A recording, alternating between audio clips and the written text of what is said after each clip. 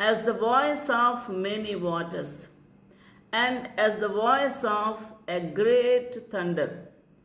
And I heard the voice of the harps, having with their harps. వీణలు వాయించుచున్నవారు చేతిలో వీణలను పట్టుకొని ఉన్నారు. వాటిని వాయించుచు గొప్ప మధురమైన సంగీతమును వినిపింప చేస్తూ ఉన్నారు. అది విస్తారమైన జలముల ధ్వనితో సమానమైన శబ్దము, ఉరుము ధ్వనితో సమానమైన శబ్దము పరలోకములో నుండి వచ్చింది. వారు సింహాసనం ఎదుటను, ఆ 4 జీవుల ఎదుటను, పెద్దల ఎదుటను ఈ గొర్రెపిల్ల ఎక్కడ ఉన్నారు? మనము సియోను పర్వతం మీద ఉన్నారని చూసాం. వారు అనగా 144,000 మంది సింహాసనం ఎదుట ఉన్నారు. అనగా తండ్రి అయిన దేవాది దేవుని యొక్క సింహాసనం ఎదుట ఉన్నారు. ఆ 4 జీవుల ఎదుట ఉన్నారు.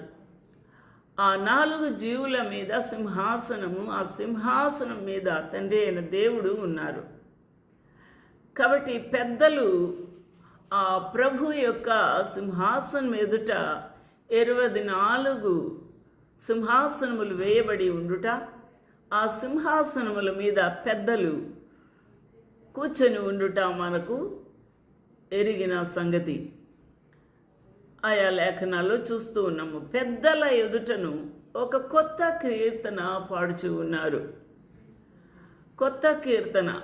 ఈ కీర్తన భూలోకములో నుండి కొనబడిన ఆ 144,000 మంది తప్ప మరి ఎవరును ఆ కీర్తన నేర్చుకొన జాలరు.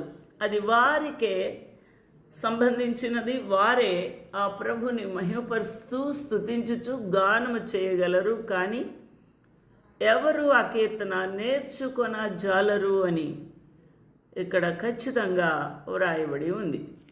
And the Sung as it were a new song before the throne and before the 4 beasts and the elders 24, and no man could learn that song but the 144,000 which were redeemed from the earth. ఈ యొక్క భూలోకములో నుండి